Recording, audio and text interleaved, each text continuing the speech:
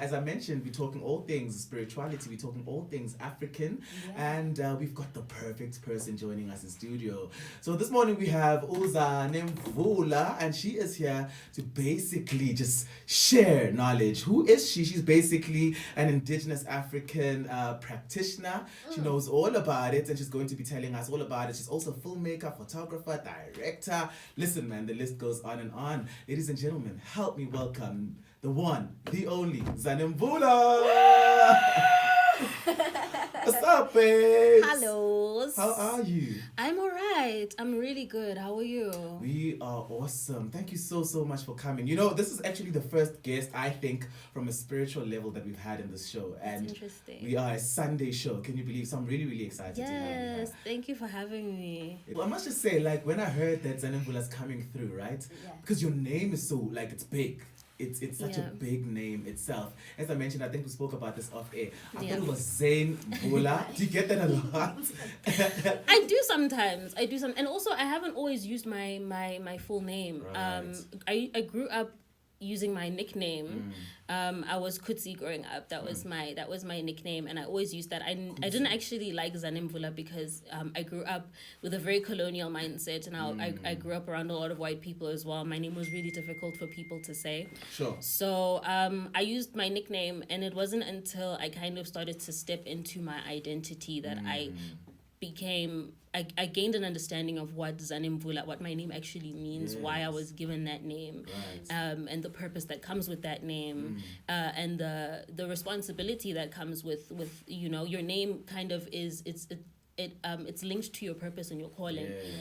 So that was part of me stepping into my identity and you know, walking the path that I'm into. Nice. So you make it rain. I mean, for some people that don't know what Zanemvula means. It's Tlalipula. And my sixth name, I have a lot of names. My sixth name is also Tlalipula. I don't know why they gave me two of the exact same name. Yeah. But that is also one of my names. As the firstborn of my grandmother, that I was given a lot of names, and that was one of them. Tlalipula was also one of them. I get you. You're not the only person with like two of the same names in just different Yeah. languages. Me too as well. Like Thando, and my other name is Lufuno. Oh. Literally the same meaning, same everything. I guess, and I do follow that because as you said, like you follow your names and they're aligned with your purpose, and they basically guide your destiny somewhere and somehow. So I think we must be careful. Another thing that I must say, just before we get into the actual the serious talk, when I also heard about you, I was really like expecting somebody a little more older, especially because of what you do. You get that a lot. I mean, and then you walk in and you hear with like some really cool hair. Like, thank goodness. You young, you dope, you so old. The first thing I noticed, I was like, okay, the hairstyle, the voice, and then I'm like, okay, they're on fleek. I'm like, what's happening? But even in the fly, I'm sure you used to have the blue and purple hair. I've always had like weird hair. I've always been that way. But yes, I do get that a lot. A lot of people do expect me to be older than I am. Even, you know, because I do a lot of like, you know, I'll travel. I'm looking to travel the continent, but sometimes I'll travel around South Africa just to, doing research on African indigenous healing modalities and knowledge systems. And I go interview a lot of people like healers, traditional healers, just custodians of African indigenous knowledge. And when I get there, a lot of people are, especially if they know that it's Afro-Savvy, because kind of Afro-Savvy is it's kind of a name of its own and a brand of its own. It's taken on a life of its own. So when people think it's this huge organization and they hear that, you know, people are coming from Afro-Savvy to interview them, they think it's gonna be this crew of old people. And it's usually just me and a camera person, you know, me and someone else, whoever I'm tagging along with. And it's everyone's always like, but you're just a child. And I mean, I think I get that.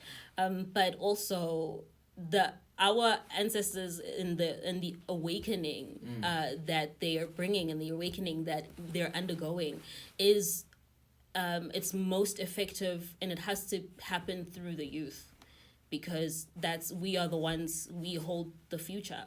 It has to happen through the youth. It's no use.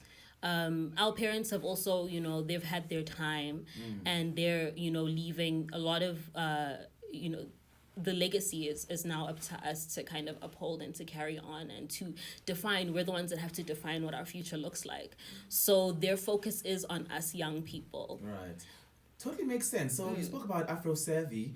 Do you mind telling us a little bit more about it? So I understand that it's a platform for Africanism. And what is Africanism? Because I think, as I mentioned earlier on, I feel as though as young people currently, we are now we are fascinated with the idea of being African, which is a great thing now because we're now open to our own traditions. But are we really acting African? Is it really what we're doing, or we're just using it as a trend platform, a space to trend? So what is Africanism from your point of view, from Afro-Savvy's point of view? Africanism is it's basically understanding your African identity. Right. And for me, the most important place to start is your roots, your own personal roots. Right. And not to look at what is happening on Heritage Day, what's happening, especially Heritage Day, which for me is kind of like the most... Because people use it as that's the day when everyone gets dressed up in their regalia, and then next day we move on back to our our colonial we move on to our colonial lifestyles, which and we can't really get away from colonialism because contact has been made and we cannot unmake that contact. But Africanism is about unlearning the indoctrination of the colonial Western education system, and getting back into looking into your own roots, because a tree without roots it falls. Totally. So looking into your roots and finding your strength and your talent and your gifts and everything that is in there for you. And that's where your power is. And so Africanism is tapping into that, your African identity, your own indigenous African identity, to carry to define your future, so that your future isn't dictated by Western philosophy and a colonial, the oppression that comes with colonization, basically, so that it's defined by your own understanding of who you are, because that's where your power is. I mean, the colonial agenda is to remove or to take that power away from you, because then if you don't know who you are, there's really nothing that you can achieve, nothing sustainable that you can achieve. I totally agree with you, man. I totally agree with you. You know, one of the most important things I said I was going to ask you, they just flew out. But then there's one thing that I wanted to ask you was, have you ever been in a situation where you actually met people and they wanted you to, be some type of sidekick and tell them about their life, tell them about their journey, where they're going to end up? I mean, it happens. Also, there's a misconception. People think that I am a traditional healer. Yes, because that's exactly what I was going to ask. I was going to say, now that you are I wouldn't say an Afrocentricist, but you are somewhat of an African spirituality practitioner, if that makes sense. What's the difference between what you do and Gubai Sangoma or Gubai Ingo, like umuntu onengoma? Okay. I can describe this for you because especially, and it's easy for me because my mother is a Sangoma. Right. A Sangoma basically does the traditional consultation. You'll go to the Ndumba and they'll throw bones and they divine and they connect with your ancestors and they get messages directly from your ancestors pertaining to you and your life and whatever issues that you may have, things that need correcting. I am a researcher and a teacher. So I go to, I've been in the countless Ndumbas, not for consultation purpose, but to learn. Got you. To learn, to extract information. Because I believe that our generation has a lot of unlearning to do, and there's so many things that we don't know about ourselves. And Indumba is a really good place to learn those things. And there's the personal things that are about you personally, specifically, and then there are general things that are relevant to all of us as African children that we deserve to know. It's information that is our birthright, that is withheld from us within the Western education system. So that's what I go in search of. And with each healer, I kind of will suss them out to see what it is that what information they have to offer, and I extract as much of that as I can, and I put it on the AfroSavvy platform. Right. And then the things that I teach personally, my personal journey led me down the Kemetic path. Right. So Kemetic path. That's like Egyptian stuff, right? Yes. Lovely. Okay. So that, I do, I've heard that I do have ancestors down also that lineage, and a lot of us do, because we don't know that all of the magnificent monuments in Egypt those things belong to Africa and her people. Right. And so it's really important also to acknowledge that all of the things that were taken from Egypt belong to us, and they hold sacred knowledge. Things that, we live with this inferiority complex because we think that we didn't invent anything when we invented practically everything. Right. Even astrology, it wasn't invented by white people. Astrology was invented by African people. We were the first to study and develop astrology, and all of that evidence comes, and a lot of that evidence is evident in Africa. It's really dig deep and exactly. It's all there. The information is there. It's just about us tapping into it and looking for it, and that's what I spend my life doing. I totally agree, and we'll definitely be chatting more with Zanemvula on the flip side. Hey, it's getting deep, and I want us to really dig deeper and deeper in this particular conversation. You definitely want to stay tuned, but for now, let's go back into the music. The time is exactly 27 minutes past the hour, 7 o'clock Central African time. Zoe Mudicha, my favorite, my friend, coming through right here on The Morning After with The Healer. Good morning.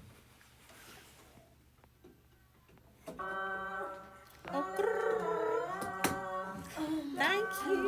Yes. They said if you can just Call her. Good morning. Can we do her at 8, please? Can you tell her that?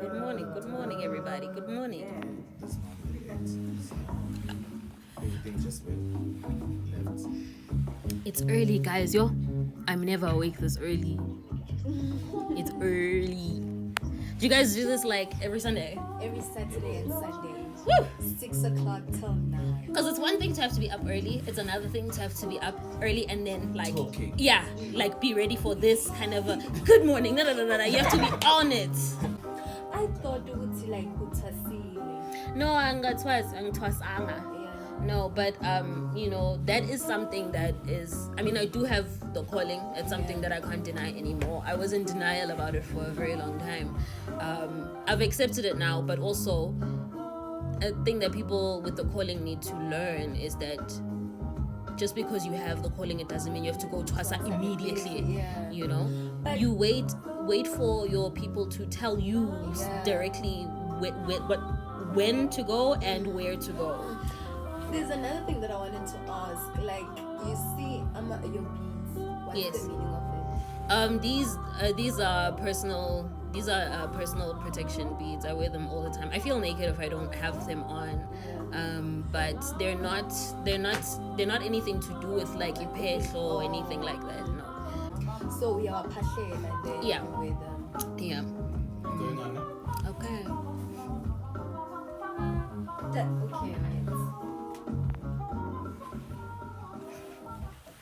It's the beautiful jams of Zoe Mudicha bring us exactly to 31 minutes past the hour of 7 o'clock Central African time. You're still tuned into The Morning After with the Thandos, and we are chilling with the amazing Zanemvula. She's right here in studio, schooling us, man, about all things African spirituality, and I love hearing it from a young person's voice. Usually when you hear it, it's usually from older people, and it sounds so scary and so complicated, you know what I'm saying? So it's really, really nice to hear it from a young person. And earlier on, she was just telling us, Uguti, she's not necessarily Isangoma, or she's not I wouldn't say a traditional healer, but a person who can tell you your news. Well, not even that. Like in English, we'd call them and it's a wrong word, but a witch doctor, if that makes sense. You know what I'm saying? She is not that. She's purely saying, Uguti, from what I'm hearing her say, that she is an African scholar. She researches on African, all things African, really. And she's approaching it from a theoretical point of view, from a point of view of schooling and understanding,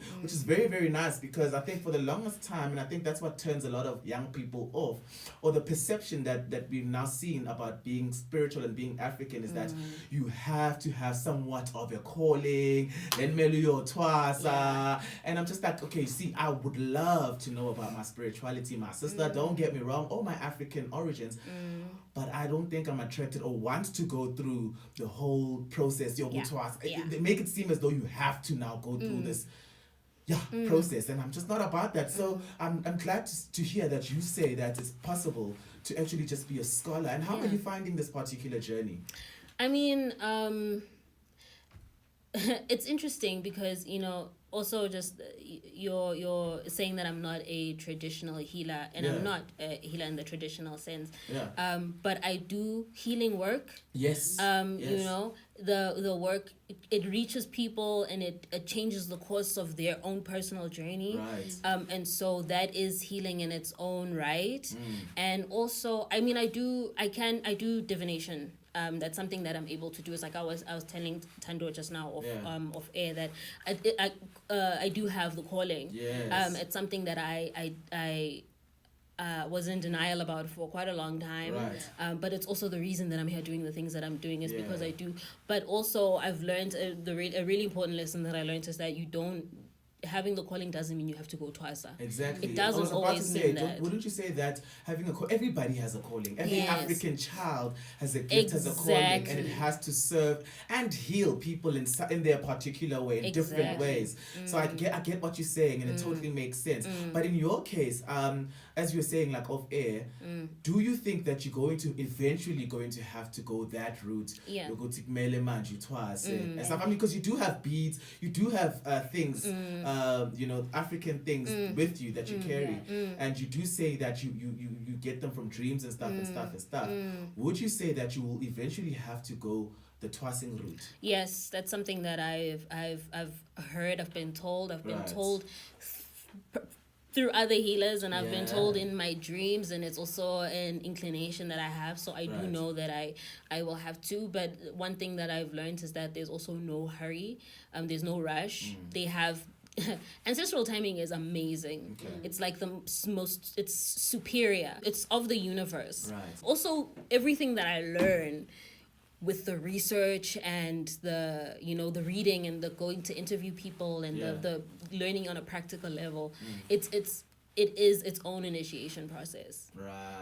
There's so many things that I know, things that are, they call it things that sacred things of the ubungoma space, and also just spiritual things of divination and things of initiation that I wouldn't necessarily know or wouldn't ordinarily know. So it is an initiation of its own. But that's practically. Another important question I think that a lot of people would actually love to ask is it hard to actually be in a relationship when you are in a route of knowing yourself? Because earlier on you spoke about knowing where you come from, knowing your roots. So do you feel like not actually following your roots, following who you are would actually infect your relationship? That's a very interesting one because Yo, I mean, personally, it's okay. I'm gonna tell you a very brief story. When I began this journey, I was in a relationship. I was living in the UK. I was in university, the Manchester Metropolitan University, studying film and media. And I was in a relationship with a white dude, part Irish, Mancunian, and he was so nice, and we had a great relationship, and this, then all the things started, the dream started, and then I had to come home, and then my mom also then now had to go to us, and we were going through this thing of trying to understand what even is this, like, because I grew up in church, my mom grew up in church, most of my life we were in church 3 days a week, Wednesday, Friday, and Sunday. So Bible study. So it was really intense, like the learning, the unlearning and the learning that we had to do really fast.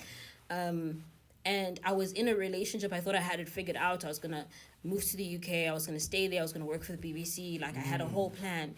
And not only does it affect your relationships, it affects your entire life, like all your plans. Right. All your plans, because your perspective changes completely.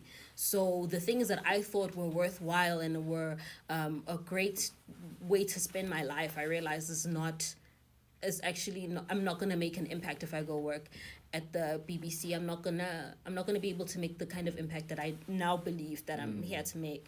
So and I'm not gonna be able to tell the stories that I want to tell. If I do, it's not gonna be at the scale that I want to tell them. I'm not gonna be able to learn the things that I need to learn. And so it was a lifestyle shift and a relationship shift as well, because, you know, even though my partner at the time was as understanding as he could possibly be, there were just things that I needed to be on my own and journey alone to fully internalize and be able to make practical, to practice. So it does affect your relationships. If you're with someone who is of a deep colonial mindset and doesn't understand these things and thinks that these things are demonic, that's going to be a problem. You're going to have to, and also your ancestors are going to cut those people loose. Yeah. They cut them loose. Like, your ancestors also become kind of... you kind of have to negotiate with them in terms of your relationships. Like, hey, I like this person, because they know things about the person that you don't. Right. So sometimes you'll think you really like someone and you don't realize that they're really toxic. Your ancestors can see all the toxicity that's there, and they know that this one has 1, 2, 3 issues and it's not going to work out for you. It's going to be a hindrance to your growth. And then there's some people who they can see, okay, this one is going to be really good for you, because then they're going to be able to balance you out. You know what I mean? So you do, like, your life becomes about constant guidance, right? Which is an amazing thing. I really appreciate that, because I'm never alone. Like, if I'm nervous about something, like, say, when you sent the flyer for this interview, I was like, oh my God, this is actually, it feels really serious. Yeah. I'm nervous. Yeah. I literally went and I pashed and I felt instantly better, because they give you this feeling of, we're with you. Like, there's nothing to worry about. There's nothing to worry about. We have your back and we are guiding you constantly all the time. So. And there's something that you just mentioned now, because I know a lot of people are listening also, and they just want to understand what's the meaning of ukupahla and praying. Okay. So I think there's like a difference. Yes. So I want you to explain, what is the difference between ukupahla and praying? Yes. Okay. Ukupahla and praying, to some extent, is the same thing, because when you pray, you're speaking to God, right? And then when you pasla, you're speaking to your guardian angels, those that guide you.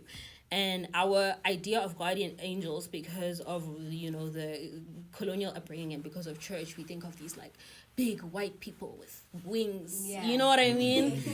Your guardian angels are the people that are most invested in your personal well-being. And those people would be your parents, your grandparents, your great-grandparents, your great-great-great-grandparents, and so forth, going all the way down. So those are your guardian angels. Your guardian angels are your ancestors. And when you pasla, you're speaking to your ancestors. And your ancestors are basically an intermediary between you and God and source, right? So when you pasla, you're speaking to them, because they're the ones that walk with you on a daily basis. And you're accessing them at a DNA level.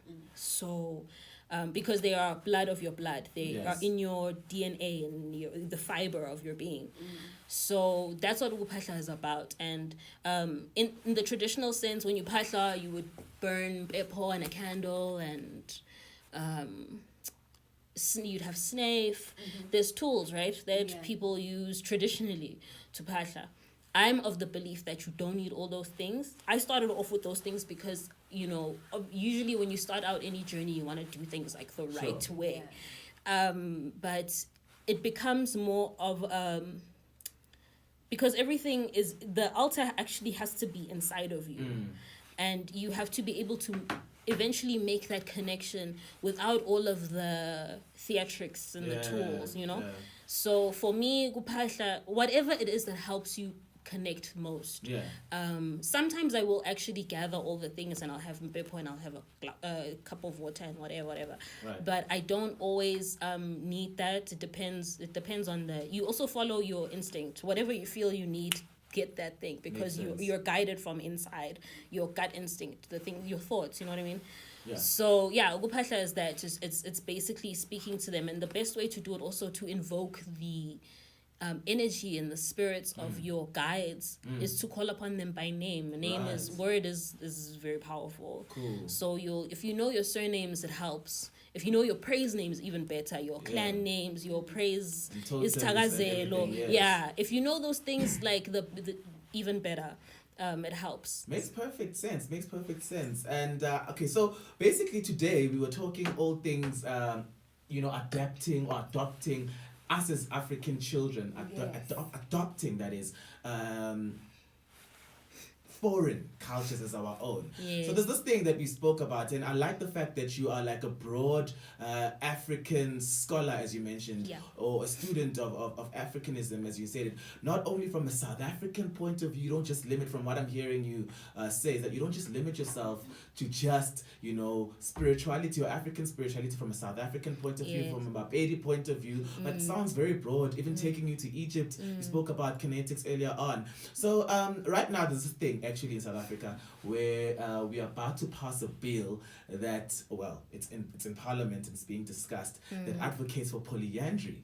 And a couple of weeks ago we had a conversation as to whether or not that is even African for a woman to have multiple men as a spouse or spouses for that matter. We know that polygamy is the guy, the normal one, right? The normal one. Yeah. But you know what I mean? Yeah. That seems to be the normal thing, and there's just lots of African reference to it that just makes it normal. But then the conversation was, okay, but then polyandry also could be African in the sense, Yogoti, there are African queens that have had multiple men as husbands. Where do you stand with that particular thing as an African? Bro, personally, I would love to have like 2 or 3 husbands. Right. That's me personally. But is it an African Not thing? even gonna lie. But if we're speaking just in terms of Africanism, there's Queenzinga. Queenzinga had, in her case, they were referred to as wives, but they were male. And she referred to them as her wives. And she was a king? She was a female. She was a queen. But would she refer to herself as a king? Yeah, she would. Right. She would. Right. And she was very powerful. She was her legacy is incredible. Right. She was the one that invented the whole. She was the first to have the human chair. She would sit on her. Anyway, it's a whole thing. No, because the colonialists at the time tried to undermine her by making her sit on the floor. Like when they had their meetings, they wouldn't offer her a chair. Right. So she got a slave to get on their hands and knees, and she sat on it was the whole thing. But she was very powerful. Yeah, she was very strong-willed. And then we also have Rain Queen Mujaji and the Rain Queen lineage. They had multiple husbands and multiple wives. Or did they just have wives? I think she had wives. But the idea of a queen, I don't even think it was reserved for queens, but it was common. I think it was also, chieftains. It's something that has happened. It's not uncommon within our African history. Yes. So you're saying it's African. But now, it's not uncommon at all. It's happened. But as an African person, as a young African person right now, I understand where it comes from, and I understand that there is historical reference to it from the African point of view. I just feel personally that as young woman, African woman, it's not coming from a space of that knowledge, that space of being African, that space of understanding, but it's coming from a place of feminism, which I believe is not stemming from an African point of view. It seems to, it's almost as if we as young women right now are now on some, we want to be equal. It's more of a fight and to try and prove a point rather than it being what it's actually. I think they don't understand what they're doing. Do you feel that way? First of all, I think that feminism is African. Right. Because we had, our pre-colonial history speaks of a lot of matriarchal societies. Right. And strong women in our history, a lot of them. And I think that, I understand the whole thing of it feels like it's here to, it's an attempt to challenge patriarchy. Yes. And I don't dispute any initiative to challenge patriarchy. Right. And I think that if there are men that want to have multiple wives, that women should have every right to do the same. If we are against, I feel like if you are against polyandry, you should be against polygamy as well, because it's the exact same principle. But the thing with polygamy is that it comes from also women outnumber men, just population wise. Yeah. And so also it was introduced as a way to for the survival of the male species. Yeah. So, and then I don't necessarily understand the point in terms of practicality on a practical level. What is the purpose? Why are we doing it? Besides just, I feel like it, for women. Exactly. I don't see the logical explanation. From a guy's point of view, it's there. Number one, as Zanemvula said, there's more women than there are men. Yeah. So we have to give other women a chance. Like, otherwise, some women won't have husbands. That's one. Two, to Kulisa Wandisa point of view, that makes sense. But three, the one thing that completely doesn't make logical sense whatsoever in my point of view is that now if a woman has 5 husbands, what's the reason? What's the reason? One. Two, how will she then know who the father of her kids are? And that will now mess with the whole lineage, because in my understanding, you know what I mean? It will mess, because from my end, if I make Usmakaleng pregnant, she knows for a fact that I'm the dad. Yeah. But from a woman point of view, if she's sleeping with 5 men, if we're talking modern day, right? We're talking in this modern day. Like right now, even. We have DNA tests. Because it's not really a relevant argument because we have that. So, but I do understand what you're saying. I think that... But from a spiritual point of view, you a receiver. Don't you think it's just a lot of energies coming through? From a spiritual point of view, if we're looking at... it depends... Both sides. Yeah. I stand by it still. There has to be a reason. Even for polygamy. I'm not going to stand behind polygamy if it's just a guy that is doing it to inflate his ego. Because not a lot of people are doing it for the right reasons. A lot of men are doing it just because they can. Yes. And it should be the intention. Everything is about the intention behind it. Yes. So I stand behind pure intentions. Right. And the intention, if it's to continue your legacy, continue your name, if it's something that you feel called to do spiritually, because some people are told, and there's women, I know, I'm not gonna mention name, I know a healer, a woman who's close to me, whose ancestors, she's a Sangoma, and her ancestors are very adamant on her having. She's bisexual. Right. Her ancestors are adamant on her having wives, multiple wives. So this happens quite often, and for her, it's not about population. It's about her practice, and she is, destined to be someone like Gobela that trains other healers, and in order for her structure to stand and to, because it's like ubukhosi bakhe, and in order for that structure to stand and thrive, she needs to have multiple wives to support that whole situation. Sure. So it is about what is the reason, and everything is about the reason and the intention and the logic. Totally agree. Last question from my end is you spoke about bisexuality in this particular thing, and it's something that we have to bring into this particular conversation, because that is an argument on its own. I know that we don't want to sound, but fact is, it's been spoken about, and there's just so much, information around it, right? Is that another thing that we are most likely adopting from the Western forces that or is it an African thing? Homosexuality, bisexuality, etc., etc., etc. Okay, truth is it's not something that we could have possibly adopted from colonialists, and a lot of people make that argument, and the people that make that argument are usually homophobic men. Right. That argument, from my personal experience, because I get a lot of feedback from the things that I put out there, the information that I put out there, a lot of feedback, and the feedback, a lot of the feedback that I get when we're on the topic of homosexuality and African spirituality specifically, it's a lot of backlash from homophobic straight men that are mad and that say that this thing is it's Western, it's not African. Right. But before white people even touched base in Africa, we had gay men, lots of them, and gay women, lots of them. I mean, and it was normal. Exactly. Rain Queen Mujaji had wives. You know, Queen Zinga had, and then a lot of Queen Zinga's wives, male wives, were effeminate. So the thing about sexuality is that it's an energy, right? Because a gay, even if you look at, let's talk about gay men, for example. Right. Some of them are masculine and some of them are feminine. Yeah. Just because a man is gay doesn't mean they're going to be feminine.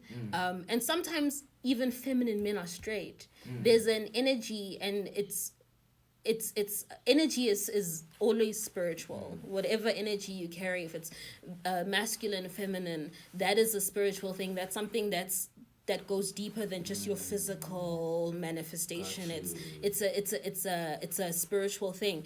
And a lot of people in the African spirituality space, in Ubungoma, a lot of, maybe if we look at maybe Sangomas, because there's a lot of gay Sangomas. Yes.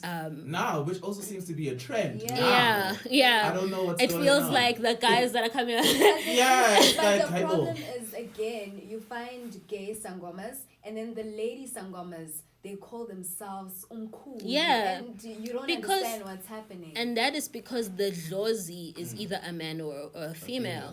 My mother, I'm going to I hope she's okay with me talking about this, but my mother was married to a man for most of her life. Yes. When she went to Twasa, it was before she went to Twasa, maybe like a year or two before, she then found herself in a relationship with a woman. Yeah. And that was now when Mkulu, because she's Mkulu, her Dlozi is Mkulu. Right. And so a lot of that expression, and we know, learning about that specific Dlozi and what, his personality, and that's where you kind of, a lot of the answers come from that. You look at the Dlozi. Because a lot of gay men in the space you find that Nkoko, Smangmang, whatever. And a lot of the gay women, you'll find that they're Mkulu. But just because your Dlozi is Mkulu doesn't mean you're gonna be gay. Yeah. It doesn't always affect you in that way. Sometimes it does. Right. And I don't want to speak with complete authority because it's not a lived experience of mine. This is based on observations and my experiences with people. Yeah. I actually have a conversation that I'm putting up really soon with a gay Sangoma who we went deep into this topic, speaking on not just the Dlozi and how the Dlozi affects you, but also from the perspective of African gods, because gods, a lot of our gods as Africans are androgynous. Yeah. They're androgynous, so they're part male and part female, because there's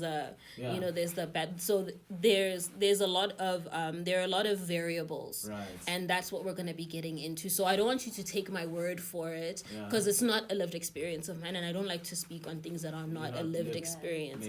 But sense. That's based on my observation. And we do have some comments that are coming in right now. Cool. Zane, I almost said Zane.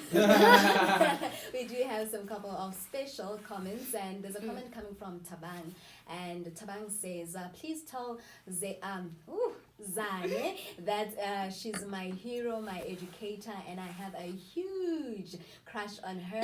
Tell her I love her and I love what she does, and she shouldn't stop. So I have a question, and it reads as follows: when and why did she realize the need to inform the general public about such knowledge? Okay. I'm going to speak on this also in honor of Africa Month, right? Yes. Yeah. Because Africa Month was established, was it in 1963? Well, it was established in honor of the establishment of the Organization of African Unity in 1963. Right. And it was established, it was inspired by a speech that was given by Pixley Kaseme in 1906. Yes. And I'm gonna read like 3 sentences from the speech, right? He says, come with me to the ancient capital of Egypt, the city of 100 gates.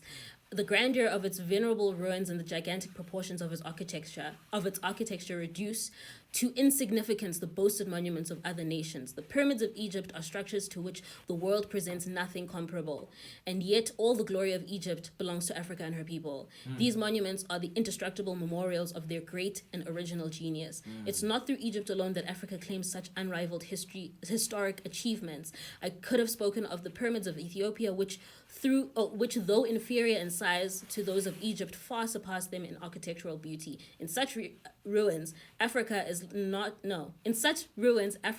like the golden sun that, having sunk beneath the western horizon, still sustains and enlightens the world. Africa, okay, so that's it, right? That's a really important, that's the foundation of Africa Month, of Africa Day, of the African Unity, the African Union, and the Organization of African Unity. Yeah. So for me, I grew up with an inferiority complex, right? Yeah. Not understanding how powerful I was or how powerful I am. And I always had an inclination towards, spiritual gifts, but I never looked into it or I never explored it because I thought that's impossible. Right. You know what I mean? And that's generally the state of mind that we live in as African people. We're kind of dormant. Yes. There's a lot of power that we have that we don't tap into. We don't even think about it because it's not a thought that occurs to us because of the state that we're in. We are asleep. Yes. A lot of our power lies dormant within our DNA. Yes. And so when I first discovered, the unlearning that had to happen when Mom went to Twasa, obviously I had no idea, and I was so scared because it was like, all we've known is that this thing is demonic. Yeah. So we had to kind of go through this unlearning process together. And while she was at Pehlweni and I was home, and then that's when I started doing a lot of research. And the awakening that happened, I had to go through this alone because all my friends are Christian. Obviously I couldn't really talk to them about these things. And also a lot of our family abandoned us, so then we were just stranded for a while. And it was necessary because the most learning that you do is in isolation. When you are in isolation, that's when your mind then has the opportunity to regenerate and to unlearn, to remove toxins, and to now start to refresh and learn fresh, important, necessary information. Right. And that's when I started to learn. And that's when I started to also manifest real results in my life. And I realized that this stuff is withheld from us. The information is withheld from us in school, in our Western education system. We're not given any kind of education about our pre-colonial history. All we know is our history of slavery and colonization, apartheid. Yes. So our pre-colonial history we know nothing about. And there's so much, like power, it's insane how incredible our history is. Yeah. And so that instantly became a passion of mine. And it was always also constantly communicated to me in my dreams and through whatever, I do a lot of tarot, I work with a lot of tarot. And it was always communicated with me that I'm being given this information to share. I'm not being given to keep it to myself. Yeah. So whatever it is that works for me, I share. And whatever it is that I learn that I feel like will work for other people may not necessarily work for me, I share so that it can get to the people that need to have that information.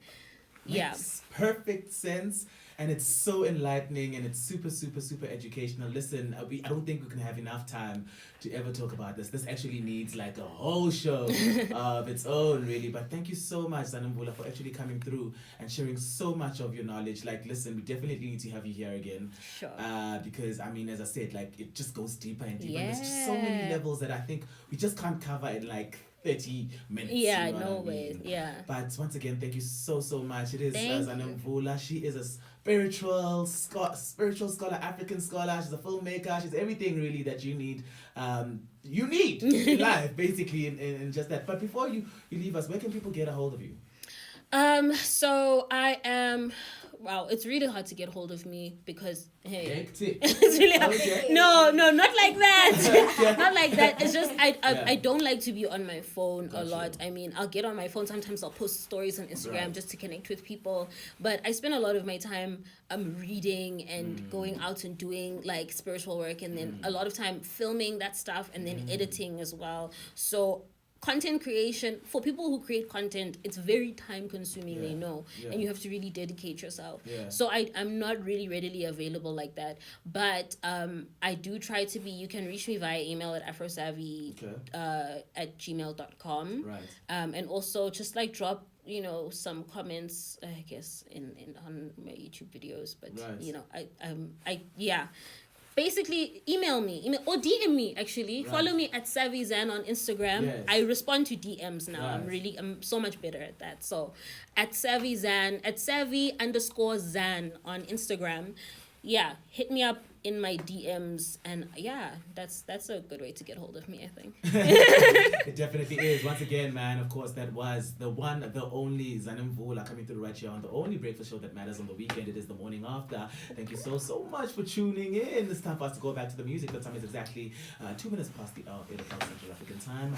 And Angelique Kujo coming through with Bombolombo. And after that, we'll be coming straight with another epic interview. We'll be chatting to the one, the only, Ugoko Mbozo. And you definitely want to stay tuned for that one. Do they allow you to take this picture? Yeah, so it's like when I started out, right, because a lot of things are so sacred. They were like, don't shoot this, don't shoot that. Like, it was very, but then the more, like, I'm frequent and I'm persistent and I'm always there. So they started to open up to me a little bit more, and they're like, okay, you can shoot this. And then also, I think because of the way that they see me sharing online, the things that I share and the way that I share it, my priority is dignifying the space. Integrity. Yes. You know why I'm asking? Because apparently, like Lily Flo is at Funi, like Uboni. Yeah. There's things that you don't shoot. Like I try to avoid. Yeah, I mean, obviously, that's a no-no. But at this point, and I've seen this actually. I actually saw it live. And they were like, well, I thought it was a movie thing. I literally thought it was a movie thing. I watched Ubizo. Remember? Ubizo. Yeah. There was a show called Ubizo. I've never seen it, but I've heard a lot about it. Oh my gosh, that's the thing that just scared everyone. You see, that's the thing.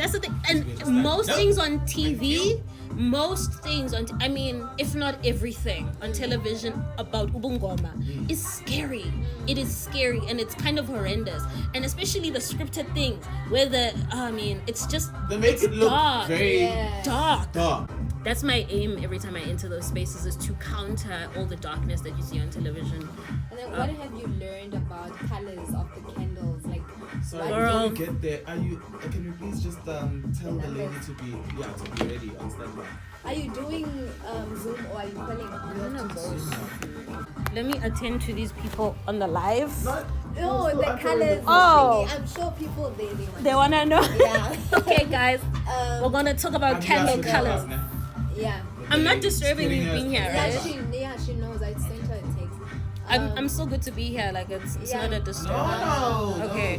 Colors of the candles. Candle colors. What I'm gonna actually suggest in terms of candle colors is I'll refer you to other gopos on YouTube and stuff, because my belief with candle colors, right? It is about your intention is what programs candlelight, right? So if you have a red candle, the thing is, if you have 7 Sangomas in a room and you ask them what does this red candle signify, like, they'll all give you different definitions of what a red candle is good for. Some will say for love, if you're trying to attract love. Some will say maybe for protection. It's about your intention. So the color of the candle it helps you tap into the vibration of whatever you're trying to tap into. So like with a green candles can signify fertility. If you're trying to manifest money, green candle, it's to do with nature. So it is about your intention. You program the candle color. So if you want to use it's not the color that it's matters. not. It's your intention. It's your intention. The energy you project into it and what you want it to do. Yes. Yeah, literally. So the colors there just to aid that vibration. Exactly. Because colors carry frequency, but you program the candlelight. I use white candles. You can use a white candle for anything, for literally everything. So that's what it is. And people will tell you not to use black candles in the ngoma space. There's a lot of sangomas that will say don't use, but I love black candles. Really? I've always Where do you even find the black candles? They're easy to find if you go to like those party spots, those like lifestyle whatever shops. They're there. And I've always been, from the moment I was introduced to this work, I was immediately drawn to black candles, and I was told that and I was like, that's not my intention. That's not my intention at all. And what matters is your intention. So for me, black candles are, you know how black absorbs light, right? They say don't wear black in the sun because it absorbs light. If I'm looking to draw mabati right, that's for me, that's me warding off the darkness and drawing in the light. So that's my intention when I light the black candle. That is what I'm programming it to do, and for me it works, right? So, and it also is for shadow work, that's healing the things, the aspects of your personality and your spirit that you've left neglected. Shadow work is about healing those parts of yourself. Black candles also work for me in that aspect. So it really is about your, I don't use them all the time, but for specific things, because I'm not looking to curse people. It's not my business. And then what is the best time to like pray? 6 a.m, 6 p.m, sunrise and sunset. Everything that you do, you align with the sun. The sun is God. So yes, that was our belief. That's always been our belief. And it's something that you don't have to, you know how in religions and whatever, there's arguments of God, whether he exists or not or whatever. With the sun, we don't have to be told whether the sun exists or not. And we all know that without the sun, there'd be no life. The sun is God. And that's always been that way for us. He sustains us, the sun sustains us. So you pasha, sunrise, sunset. Those are the best times. Is it every day? So this 3 a.m. morning things. 3 a.m. has its own significance. The veil is kind of thin. It's still, right? That's the stillest time. But I don't do, if I'm going to do that early morning path, I usually do it at 4 a.m. because I find that 3 a.m. there's a lot of spiritual traffic. I call it spiritual traffic because everyone is passing at that time. And they might see like 3 o'clock. Most of the time they use it mostly around 3 o'clock. That's why you need to do it at 3 o'clock. That's, I mean, especially when you wake up at 3, and all those things that you do. But also, okay, a very important one. What did I want to ask? Oh yes, when you consult, and they tell you, okay, you have a spiritual gift, do you think they won't steal your gift? That thing, steal your gift? Yeah. I mean, there's a lot of that going around where people are like, no, no, What the yeah, I guess they'll tell you, hey, that's the thing, you see, and that's another ththing that I don't want to speak on too much, but I personally don't think that it's possible to steal your ancestors. Yeah, no one. Maybe they can maybe vala it. Maybe they can visa you, because there's people whose lozis have expressed they were given certain mutis that they weren't supposed to have, and that thing can affect your lozi negatively. But as for stealing it and taking it away from you, I don't know. I don't think that's. So how do you get rid of the bad negativity and all that? You cleanse. You cleanse. There's different cleansings, and it depends on your situation. But you cleanse. There's river rituals. There's futo. Sometimes they'll futa you like steaming in specific mutis. Why should people do it? Can't you do it yourself? You can, but it helps to have help from someone who knows what needs to be done. But what if now you're gonna go to a wrong person? Like, I always feel like people wanna know the ways of cleansing and all that, but they don't know who to go to. They don't know the route of like, okay, I should go to this person, but what if this person don't influence you or whatever? So now, what is the right way to you clean yourself? Do you buy iswash from traditional stores? The thing is, even going to a shop to buy iswash could be the people that could be selling you funny, shady things. Yeah. The most important thing, and the most important thing, and your main point of reference should always be your own msamo. You go in Patla and ask your people, hey, what's my problem? Do I need to cleanse? Take me where I need to go, because that's. I'm fine, thank you. They will never Thando from lead TransAfrica Radio astray.